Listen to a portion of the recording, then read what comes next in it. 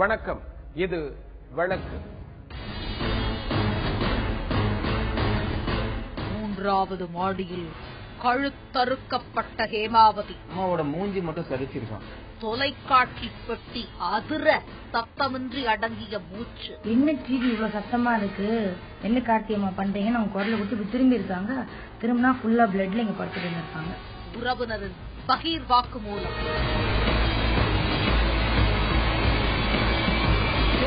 குளத்தூர் கிரிஜா நகர் பகுதியைச் சேர்ந்தவர் ஹேமாவதி. கணவரை இழந்த இவர் தனது மகன்கள் செந்தில்குமார், கார்த்திக் ஆகியோருடன் வசித்து வந்தார். செந்தில்குமார் சிங்கப்பூரில் வேலை செய்து வரும் நிலையில் கார்த்திக் மட்டும் தாயுடன் இருந்தார். இந்த நிலையில் ஹேமாவதி அவரது வீட்டுக்குள் கொடூரமாக கொலை செய்யப்பட்டுள்ளார். எப்படி நடந்தது இந்த கொலை சம்பவம்? சென்னை கொளத்தூர் கிரிஜா நகர் கிழக்கு குறுக்கு தெருவில் உள்ளது இந்த ஆடம்பரமான அடுக்குமாடி குடியிருப்பு. இதன் 2வது மாடியில் வசித்து வந்தவர் ஹேமாவதி. 50 வயது நிரம்பிய ஹேமாவதியின் கணவர் ஞான உதயம் 2 வருடங்களுக்கு முன்பு திடீரென நோய்வாய்ப்பட்டு இறந்துவிட்டார். இவர்களுக்கு செந்தில்குமார், கார்த்திக் என்கிற 2 மகன்கள் உள்ளனர். இதில் சாப்ட்வேர் இன்ஜினியரான மூத்த மகன் செந்தில்குமார் மனைவி யுவஸ்ரீயுடன் சிங்கப்பூரில் வசித்து வருகிறார். இளைய மகன் கார்த்திக் கொளத்தூர் பகுதியிலேயே துணிக்கடை வைத்து நடத்தி வருகிறார். கடந்த 20ஆம் தேதி மதியத்தில் இளைய மகன் கார்த்திக் துணிக்கடைக்கு மொத்தமாக துணி வாங்குவதற்காக சென்னை பாரிஸ் கார்னர் கிளம்பி சென்றார். கார்த்திக் சென்ற பின் ஹேமாவதி தொலைக்காட்சி நிகழ்ச்சிகளை பார்த்துக் கொண்டு வீட்டில் தனியாக இருந்தார். அன்று மதியம் 3 மணி சுமாருக்கு பக்கத்து வீட்டில் குடியிருப்பவர்கள் பள்ளியில் இருந்து குழந்தைகளை அழைத்து வரும்போது ஹேமாவதி ரத்த வெள்ளத்தில் வெட்டி கொலை செய்யப்பட்டு கிடப்பதை கண்டனர். எப்பயுமே எங்க மாமியார் எப்படி இருக்கும்னா கதவு மூடி இருக்காது. ஸ்கூல் போயிட்டு கூட்டு வரும்போது எப்பயுமே குரல் கொடுப்பாங்க. என்ன டிவி இவ்வளவு சத்தமா இருக்கு, என்ன கார்த்தியம்மா பண்றீங்கன்னு அவங்க குரலை கொடுத்து திரும்பி இருக்காங்க. திரும்பினா ஃபுல்லா பிளட்ல இங்க படுத்துட்டு இருக்காங்க. அதிர்ச்சியடைந்த பக்கத்து வீட்டினர் உடனே ஹேமாவதியின் மகன்களை தொடர்பு கொண்டு தகவல் தெரிவித்தனர். நான் அன்னைக்கு மத்தியானம் எங்க மாமியார் வீட்டுக்கு வரதுக்கு ரெடி ஆயிட்டு இருக்கேன். வியாழக்கிழமை மத்தியானம் ரெடி ஆயிட்டு இருக்கேன் நானு.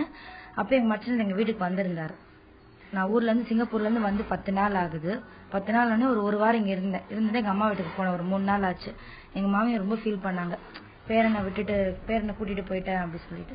சரி, அவங்களுக்கு ரொம்ப ஆசைன்னு சொல்லி நான் மறுபடியும் கூட்டிட்டு வரதுக்காக ரெடி ஆயிட்டு இருந்தாங்க. மத்தியானம் நான் ரெடி ஆயிட்டு இருக்கும்போது எங்க மச்சன் எங்க வீட்டுக்கு வந்தார். என்னப்பான்னு கேட்டா, துணி கடைக்கு வந்து குடோன்ல வேல் எடுப்பாங்க வண்ணாரப்பேட்டையில. அங்க எடுக்கிறதுக்கு வந்தா நீ சரக்கு சொல்லிட்டு வந்திருக்கேன், பாப்பா பாத்துட்டு போலன்னு. நானும் அங்கதான்ப்பா கிளம்பிட்டு இருக்கேன்னு பேசிட்டு இருந்தோம் 2 பேரும்.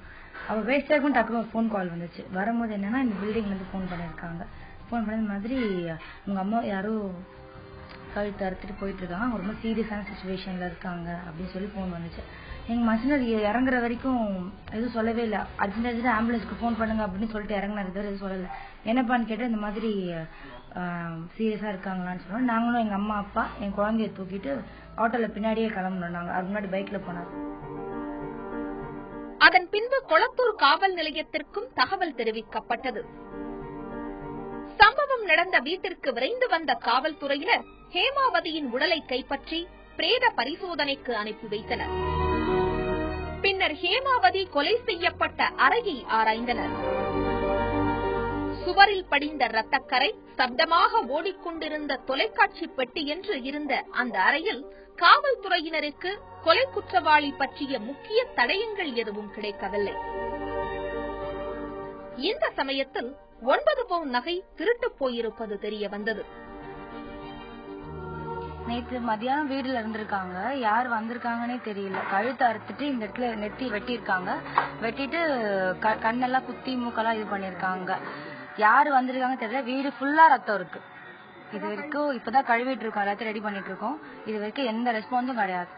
யார் எடுத்தாங்க என்ன எடுத்தாங்க இது வரைக்கும் தெரியல. ஒரு 7 பவுன் ஒண்ணு, அப்புறம் ஒரு 2 பவுன் ஒண்ணு. 2 பவுன் போனது எங்களுக்கே இப்பதான் தெரியும். அவங்க சின்ன பொண்ணு அவங்க குழந்தையில இறந்துட்டாங்க. அந்த போட்டோல போட்டிருந்தாங்க ஒரு நகை. அந்த நகையும் எங்க மாமியார் கழுத்துல இருந்த 7 பவுன் சங்கிலியும் எடுத்திருக்காங்க. உடனே காவல்துறையினர் வழக்கு பதிவு செய்து தனிப்படை அமைத்து கொலையாளியை தீவிரமாக தேடி வந்தனர். ஹேமாவதி அப்பகுதியில் வட்டிக்கு பணம் கொடுத்து வந்ததால் யாரோ பணத்திற்கு ஆசைப்பட்டு கொலை செய்திருக்கலாம் என்கிற கோணத்தில் விசாரணையை தொடங்கினர். ஆனால் ஹேமாவதி வட்டிக்கு பணம் கொடுக்கும் தொழில் எதுவும் செய்யவில்லை என்றும் அக்கம்பக்கத்தினர் மூலம் காவல்துறையினர் கண்டறிந்தனர். எங்களுக்கு யாருமே சந்தேகம் இல்லைங்க, அவங்க வட்டிக்கெல்லாம் விட மாட்டாங்க, அவங்க அந்த மாதிரி கிடையாது. ரொம்ப பொய்யான ஒரு விஷயம். வட்டிக்கு விட மாட்டாங்க. துணி பிசினஸ் பண்ணிட்டு இருந்தாங்க, வீட்டுல புடவை சேல் பண்ண, அதெல்லாம் விட்டு ஒரு 4-5 வருஷம் இருக்கும். எனக்கு கல்யாணம் ஆகி 2 வருஷம் ஆகுது. நாங்க துணி கடை வச்சிருக்கோம், அதுலதான் எங்களுக்கு ப்ராஃபிட் என்ன வருதோ லாஸ் வருதோ அதுலதான் எங்களுக்கு, வேற எந்த இதுவும் கிடையாது. இதனிடையே சிங்கப்பூரில் இருந்து மூத்த மகன் செந்தில்குமாரும் வந்துவிட அவர்களிடமும் தீவிரமாக விசாரித்தனர் காவல்துறையினர்.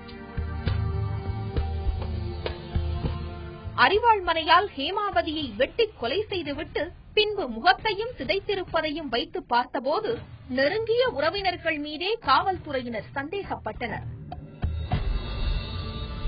முதல்ல வந்து நாங்க யாரோ 3வது மனுஷன் தான் வந்து பண்ணிருக்கோம்னு நினைச்சோம். 3வது மனுஷன் வந்தா கூட காசு பணத்துக்காக பண்ணிருப்போம். ஸோ பீரோ எங்க வீட்டுல 2 பீரோ இருக்கு. ஸோ 2 பீரோ வந்து பாத்தீங்கன்னா ஓபன் பண்ணவே இல்லை. அப்புறம் அம்மாவோட மூஞ்சி மட்டும் சரிச்சிருக்கான். ஏன்னா வந்து யாராவது 3rd பர்சன் வந்து கொலை பண்ற மோட்டிவ்ல இருந்திருப்பாங்க தவிர இல்ல நகை அம்மாவை அடிச்சு போட்டுட்டு நகையை எடுத்துட்டு போயிருப்பாங்க. பட் இது பாத்தீங்கன்னா ஃபேஸ்ல தலையில இருந்து எங்க மூக்கு மேல பல்லு எல்லாமே வந்து அம்மாவை அடிச்சுட்டாங்க. ஸோ அம்மாவோட ஃபேஸே பாத்தீங்கன்னா டோட்டல் டேமேஜ். ஸோ இதனால எல்லாருக்கும் என்ன டவுட் ஆயிடுச்சுன்னா தெரிஞ்ச மூஞ்சி தான் வந்து ஏதோ பண்ணிருக்கு, இது தெரியாத. அன்னைக்கு வந்து வீட்டுல நாய் இருக்கு, 2-3 நாய், யார் வந்தாலும் குலைக்கும். பட் அன்னைக்குன்னு பார்த்தா நாயும் குலைக்கல, அது ஒரு டவுட். அப்புறம் மூஞ்சி சதைச்சிருக்கான். ஸோ இதுல வந்து மோட்டிவ் வந்து தெரிஞ்ச மூஞ்சா தான் இருக்கும், தெரியாத மூஞ்சி பண்ணிருக்காரு. அம்மா வந்து எங்க உயிர் பிழைச்சிட்டாங்கன்னா சொல்லிடுவாங்களோன்னு சொல்லிட்டு ஃபேஸ்லயே டார்கெட் பண்ணிருக்காங்க அவங்க. ஸோ இதுலதான் எல்லாருக்கும் டவுட் வந்துச்சு, இது வந்து ஒன்னு ஃப்ரெண்ட்ஸ் இல்ல நெய்பர்ஸ் இல்லனா வந்து க்ளோஸ் ரிலேட்டிவ்ஸ் தான் இருக்கும்னு சொல்லிட்டு ஒரு டவுட். 3வது மாடியில் கழுத்தறுக்கப்பட்ட ஹேமாவதி அம்மாவோட மூஞ்சி மட்டும் சரிச்சிருக்கான். தொலைக்காட்சி பெட்டி அதிர சத்தமின்றி அடங்கிய மூச்சு. என்ன டிவி இவ்வளவு சத்தமா இருக்கு, என்ன கார்த்தியம்மா பண்றீங்கன்னு அவங்க குரலை விட்டு திரும்பி இருக்காங்க. திரும்பினா ஃபுல்லா பிளட்ல இங்க படுத்துட்டு இருக்காங்க. உறவினரின் பகீர் வாக்குமூலம்.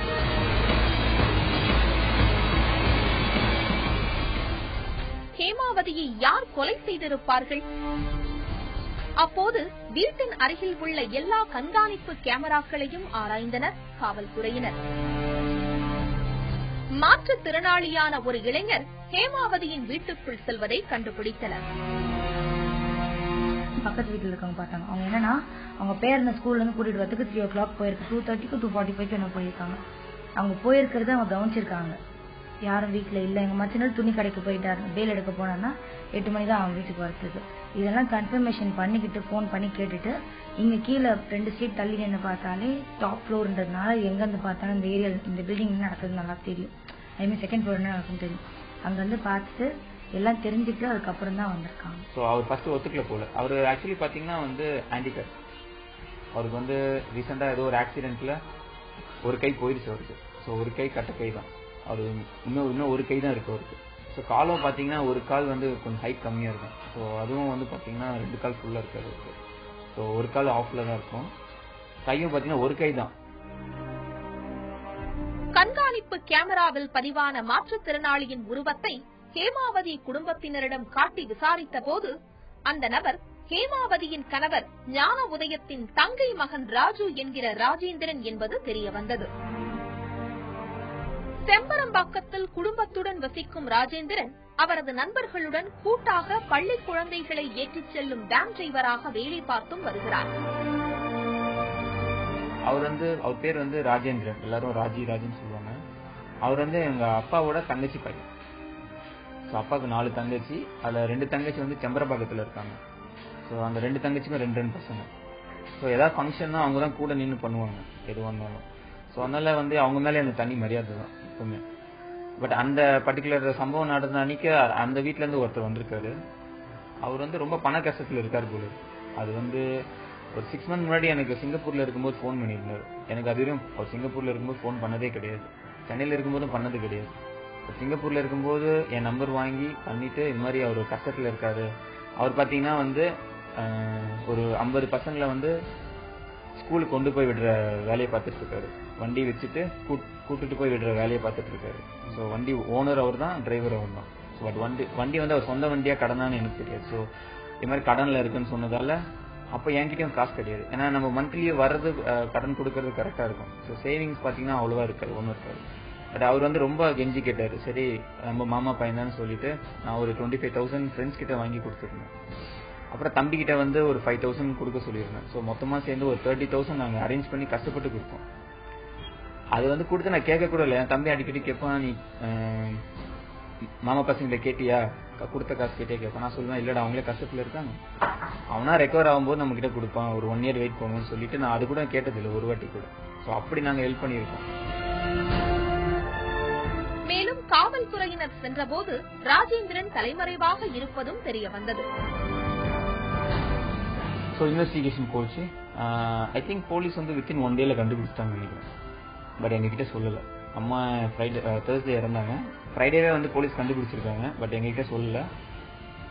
பட் எப்படி ப்ரூஃப் பண்ணாங்க, எங்ககிட்ட எப்படி சொன்னாங்கன்னா அவரோட ஃபோன் நம்பர் வச்சுதான். அவர் கரெக்டா இங்க வந்திருக்காரு, ஒரு 2:30 to 3 o'clock வீட்டுக்கு வந்திருக்காரு. அந்த டைம்ல இங்க போன் சுவிட்ச் ஆன் ஆயிருக்கு, திருப்பி சுவிட்ச் ஆஃப் ஆயிருக்கு. அதே நம்பர் பாத்தீங்கன்னா திருப்பி 4 o'clock வந்து வேற ஏரியால சுவிட்ச் ஆன் ஆயிருக்கு, திருப்பி சுவிட்ச் ஆஃப். அது மாதிரி சுவிட்ச் ஆன் சுவிட்ச் ஆஃப் ரிப்பீட்டடா இருக்கு, பிளஸ் டிஃப்ரெண்ட் ஏரியால இருந்திருக்கு. ஸோ இது ஒரு சஸ்பீஷியஸ் ஆக்டிவிட்டியா போலீஸ்க்கு இருந்திருக்கு.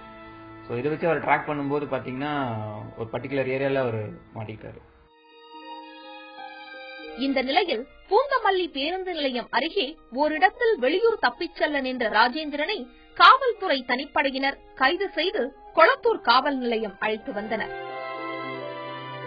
அப்புறம் பர்டிகுலர் டேஸ்ல அவர் வரல. அம்மா இறந்தப்போ பாத்தீங்கன்னா எல்லாரும் வந்தாங்க ரிலேட்டிவ்ஸ்ல, அவர் வரல. அவங்க ஃபேமிலியே பாத்தீங்கன்னா எப்பவுமே ஏதாவது ஃபங்க்ஷன்னா இன்வால்வ் ஆகிற ஃபேமிலி. அன்னைக்கு பாத்தீங்கன்னா டோட்டலா ஐசோலேட்டா இருந்தாங்க, தனியா ஒரு இடத்துல இருந்தாங்க, எதுலையுமே வந்து பார்ட்டிசிபேட் பண்ணல. இது நான் நோட் பண்ணல, என்னோட ஒய்ஃப், என்னோட பிரதர்ஸ் எல்லாம் பிரதர், என்னோட மதர் இன் லா எல்லாம் நோட் பண்ணி இந்த ஃபேமிலி மட்டும் ஐசோலேட்டா இருந்திருக்காங்க. ஸோ அந்த ரீசன் அப்ப தெரியல. ஸோ இவர் தான் பண்ணதுக்கு அப்புறம் நாங்க ரீவைண்ட் பண்ணி பார்க்கும்போது பாத்தீங்கன்னா எல்லாமே மேட்ச் ஆச்சு. ஸோ இப்படிதான் வந்து அவரை பிடிச்சது. தனது திருமண செலவுக்கும் வேனை பராமரிக்கும் செலவுக்கும் அதே ஊரைச் சேர்ந்த ஒரு நண்பரிடம் 1 லட்சம் ரூபாய் கடன் வாங்கி இருந்ததாகவும், அந்த பணத்தை திருப்பிக் கொடுக்கவே தாய் மாமாவின் மனைவி ஹேமாவதி வீட்டிற்கு சென்று பணம் கேட்டதாகவும், ஹேமாவதி தன்னிடம் பணம் இல்லை என்று கூற ஆத்திரத்தில் அருவாள்மனையால் தலையில் தாக்கி கொலை செய்ததாகவும், குற்றுயிராக கிடந்த ஹேமாவதி சப்தம் எழுப்பியதால் முகத்தையும் சிதைத்ததாகவும், பின்பு தொலைக்காட்சி பெட்டியை சப்தமாக வைத்துவிட்டு நகை 9 பவுனை எடுத்துக்கொண்டு தப்பிச் சென்று விட்டதாகவும் காவல்துறையினரிடம் ஒப்புதல் வாக்குமூலம் கொடுத்திருக்கிறார் ராஜேந்திரன். வந்துட்டு இது மாதிரி எப்பயும் போல உள்ள வந்திருக்காரு, பேசியிருக்காங்க அப்பாமியார் கிட்ட. எங்க மாமிக்கு வந்து ரொம்ப பிடிச்ச நாத்தனார் பசங்கள்ல அவர் ஒருத்தர். 4 பேர் இருக்காங்க, அந்த ரொம்ப பிடிச்சவங்க அவர் ஒருத்தர். அந்த இருக்கும்போது வந்து சாப்பிட்டுருக்காரு, மதியானம் வந்திருக்காரு. எனக்கு நான் வரேன்னு சொன்னதுனால எனக்கு பிரிஞ்சு பிடிக்குமான்னு செஞ்சு வச்சிருக்காங்க. அவர் வந்தோடனே ஒரு சாப்பாடு போட்டிருக்காங்க, உட்காந்து சாப்பிட்டுருக்காரு. வந்தோடனே கேட்டிருக்காரு, எனக்கு ஒரு 20,000 ரூபாய் வேணும், அர்ஜென்ட்டா காசு வேணும் அப்படின்னு சொல்லிட்டு. காசு வேணும் கேட்டு எங்க மாமியார் சொல்லிருக்காங்க, என்கிட்ட காசு எதுவும் இல்லை ராஜி அப்படி சொல்லியிருக்காங்க. அவர் உடனே இந்த மாதிரி இல்லை, எனக்கு 2வது வரையும் மறுபடியும் கேட்டிருக்காரு, கம்பல் பண்ணியிருக்காரு, எனக்கு கொடுத்ததான் ஆகணும் அப்படின்னு. சரி ரொம்ப பாசமா பாவப்படுறேன், பாவமாக பாசமா என்ன பண்ணிருக்காங்கன்னா, என் பையன் சின்ன பையன் கடைக்கு போயிருக்கான், வரட்டும் நான் கேட்டுட்டு வாங்கி தரேன், வீட்டுல எதுவும் இருக்காதுன்னு சொல்லிட்டு அவங்க பாட்டு பேசிட்டே இருந்திருக்காங்க. பேசிட்டு என்ன பண்ணிருக்காங்க, அன்னைக்கு பிரதோஷம், எங்க மாமியார் சாப்பிட மாட்டாங்க, காஃபி எடுத்துட்டு வந்து அவங்க கையில கொடுத்துட்டு அவங்க மாதிரி சோஃபால உட்காந்துருக்காங்க. கீழே எங்க மாமியாருக்கு வந்து டிவி, எல்இடி டிவி பார்த்துட்டு இருந்திருக்காங்க. இப்படிதான் பார்க்கணுன்றது, இப்படி உட்காந்துருக்கு மேல வந்து பார்த்துட்டு இருந்திருக்காங்க. பார்க்கும்போது இங்க வந்து ஃப்ரிட்ஜு கீழே அறியாம இருந்திருக்கு. அறியாமனை எடுத்து பின்மாடியில் அடிச்சிருக்காரு. அடிச்சுட்டு சத்தம் ஓன்னு கேட்டிருக்கு. கேட்டவுடனே என்ன ஆயிடுச்சுன்னா, வெளில இருந்து யாரும் வந்துட போறாங்க, கீழ் பில்டிங்ல இருந்து யாரும் வந்துட போறாங்கன்னு சொல்லிட்டு டக்குன்னு கதவு மூடி லாக் பண்ணிட்டு டிவி ஓவர் வால்யூம் வச்சுட்டு, ஃபுல் வால்யூம் வச்சுட்டு டிவிக்கு எங்க மாமியார் அடிச்சோம், பெண்மண்டை அடிச்சோம், அவங்களுக்கு உயிர் இருந்துட்டே இருந்திருக்கு. 1 மணி நேரம் கை கால் அடிச்சுட்டே இருந்திருக்காங்க.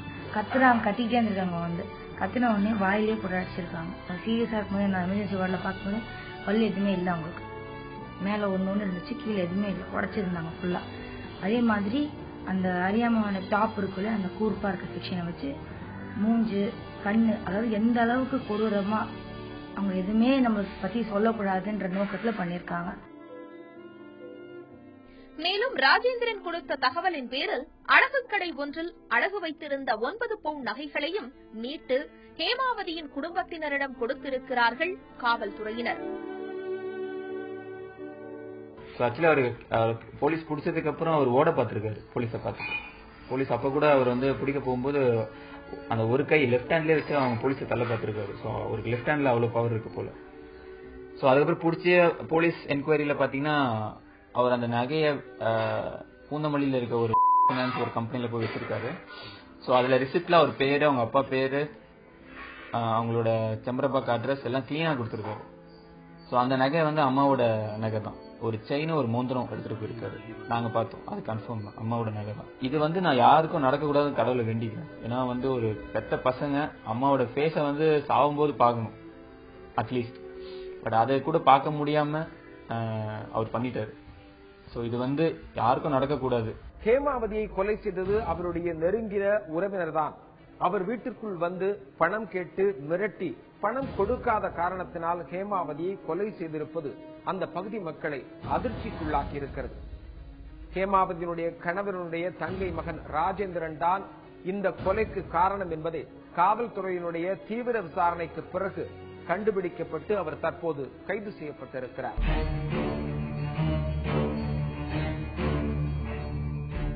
கற்பழிப்பு போன்ற கொடிய வழக்குகள்ல பாதிக்கப்பட்ட பெண்ணும் அதுல சம்பந்தப்பட்டிருக்க நபர்களும் சமரசம் செய்து கொள்ளும் பொழுது அதை சட்டம் வந்து சமரசமாக ஏற்றுக்கொள்ளுமா?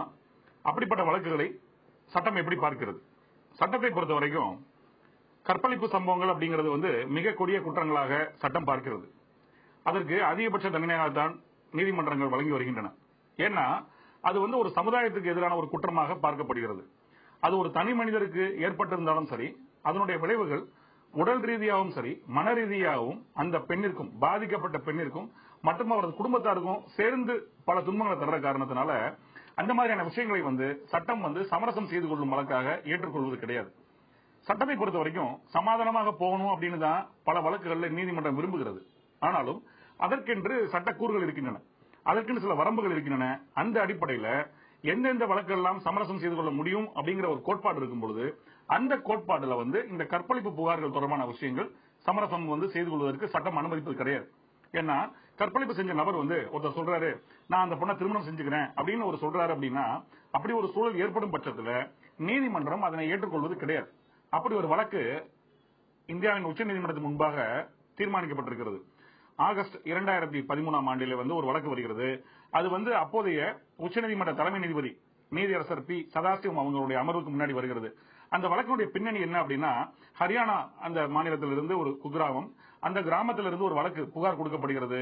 அதாவது 16 வயதுடைய ஒரு பொண்ணை வந்து 2 நபர்கள் 2 நாட்கள் ஒரு இடத்துல அடைச்சு வச்சிருந்து அவங்க கத்தி முனையில கொலை செய்து விடுவதா மிரட்டி மாறி மாறி அவங்க பாலியல் ரீதியான தொந்தரவு கொடுத்திருக்காங்க அப்படிங்கிற ஒரு புகாரின் அடிப்படையில ஒரு வழக்கு பதிவு செய்யப்பட்டு அந்த அடிப்படையில நீதிமன்றத்தில் வந்து அவங்களுக்கு 10 ஆண்டு காலம் சிறை தண்டனை விதிக்கப்படுகிறது சாட்சியோட விசாரணைக்கு பிறகு.